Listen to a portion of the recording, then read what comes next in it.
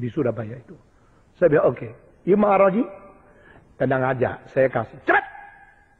Saya bilang, tenang aja, cepat! Dia gelisah, saya enggak, saudara-saudara. Saya kasih Arajinya. Saya sudah kasih, tapi Araji ini tidak berharga banyak. Yang paling penting jiwamu. You berdosa, jangan. Saya bilang, apa lu bilang? Saya bilang, kamu berdosa. Saya tenang luar biasa. Dia bilang, kamu lagi, saya bunuh kamu. Saya bilang, tidak takut. Kamu harus bertobat menerima Tuhan Yesus. Percaya Tuhan Yesus. Dia bilang, jangan cerewet. Araji diambil. Terus saya kegores sedikit, dia lari. Begitu dia lari, saya bilang, percayalah Tuhan Yesus. Dia mati bagimu. Dia terus lari pergi. Sesudah itu becanya sudah tidak bisa jalan baik. Saya tanya, ada apa tukang beca? Dia bilang, saya takut. Besoknya gede begini, dia takut. Saya bilang, saya tidak takut, saya tenang luar biasa. Di dalam pengalaman itu baru saya sadar. Bedanya orang beriman sama tidak beriman apa? Di dalam kesulitan kita mempunyai ketenangan yang luar biasa. Saudara bilang, ya Stephen Tong tenang, saya tidak tenang. Engkau bukan tidak beriman, imannya cili. Saudara-saudara, engkau juga mempunyai iman, tapi iman kurang.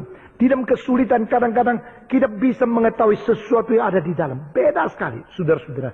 Pada waktu saya diberitahu sama dokter, engkau sakit, engkau mungkin tidak bisa lewat 1 tahun.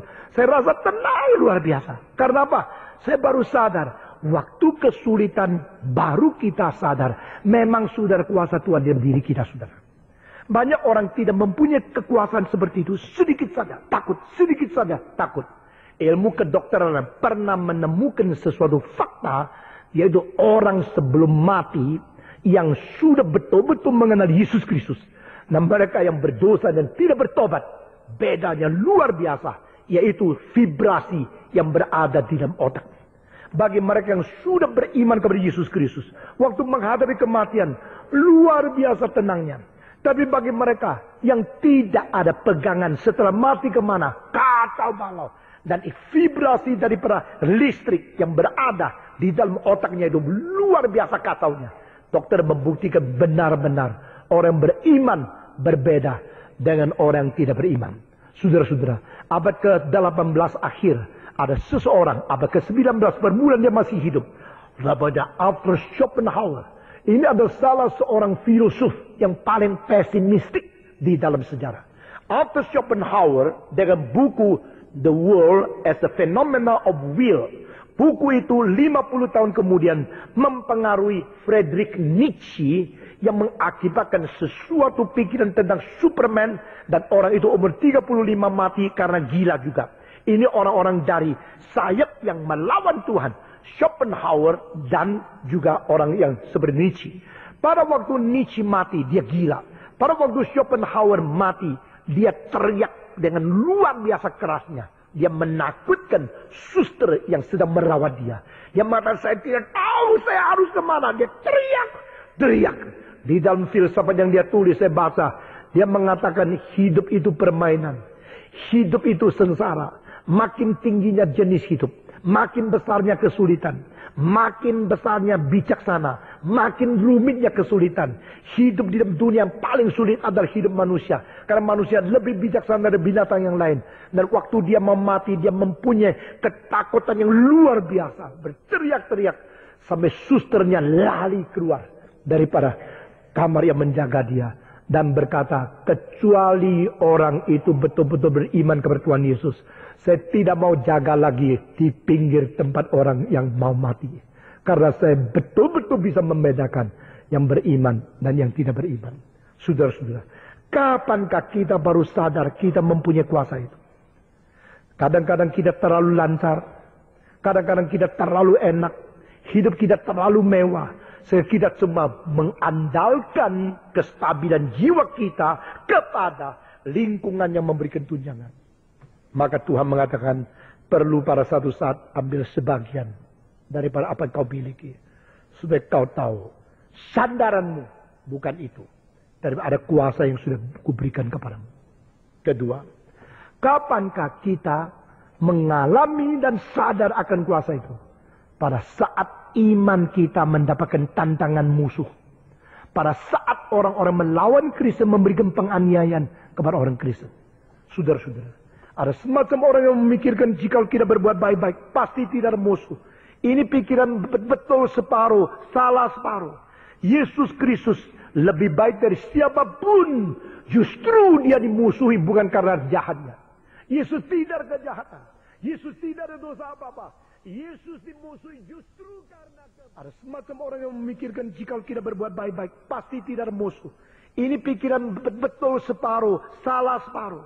Yesus Kristus lebih baik dari siapapun. Justru dia dimusuhi bukan karena jahatnya. Yesus tidak ada kejahatan. Yesus tidak ada dosa apa-apa. Yesus dimusuhi justru karena kebaikannya. Di dalam Yohanes pasal 8 Yesus berkata, "Because I tell you the truth, that is the reason you want to kill me." Saudara-saudara, justru karena aku mau memberitakan kebenaran kepadamu, itulah sebabnya engkau membunuh aku. Saudara-saudara sekalian, gereja mendapatkan penganiayaan. Ini suatu hal yang wajar. Tetapi tidak seharusnya kita sendiri menjadi sesuatu penyebab untuk memancing kebencian orang lain. Karena kita sembarangan untuk merusak orang lain. Tapi kita sudah berbuat baik, kita beriman, kita memegang pendirian daripada kepercayaan kita. Lalu kita dibenci oleh orang lain secara wajar. Seperti apa yang diajarkan Yesus Kristus. Bahwa karena kamu bukan milik dunia, maka dunia membenci kamu. Saudara-saudara, ketahuilah olehmu, sebelum dunia membenci kamu, mereka sudah membenci aku.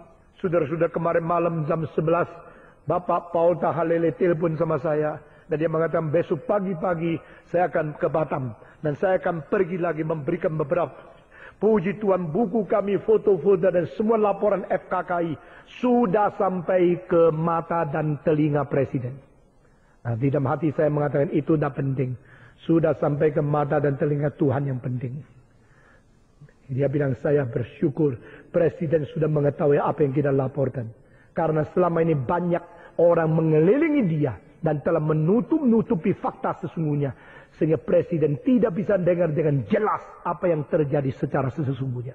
Saudara-saudara, biar meskipun Presiden, Gubernur, atau Panglima di dunia tidak lihat apa yang menjadi penganiayaan yang diterima oleh orang Kristen, tidak takut. Karena Allah melihatnya. Amin. Bukan secara Allah melihatnya, Allah yang mengizinkannya. Allah memperbolehkan hal-hal itu terjadi. Dan Allah tidak akan meninggalkan gereja. Justru pada waktu gereja mengalami penganiayaan, kesulitan.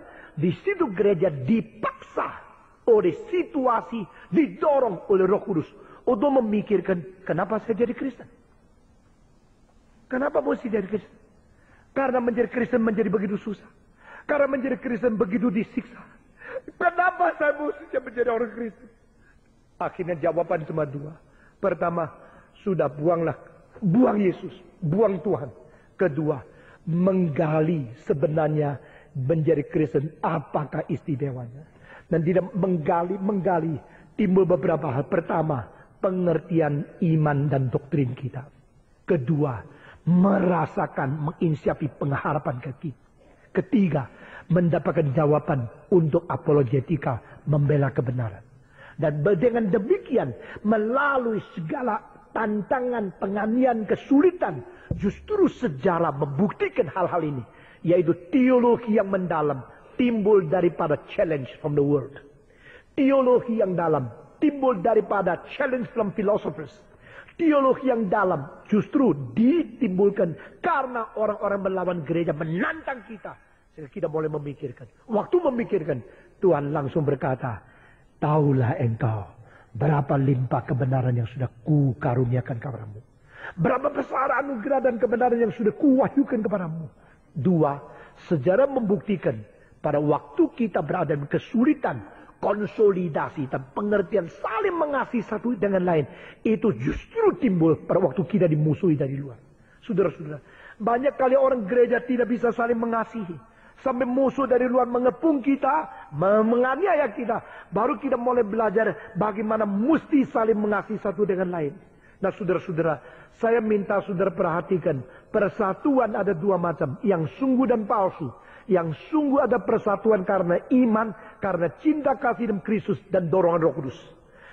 Persatuan yang palsu ada persatuan yang hanya karena takut kita menjadi minoritas, maka kita bergabung supaya menakut-nakuti musuh kita karena kelihatan besar. Itu tidak ada gunanya. Yesus mengatakan biarlah mereka bersatu di dalam iman, di dalam namaku, di dalam firman, di dalam kebenaran yang sudah kuberikan. Nah itu kesatuan yang menjadi patokan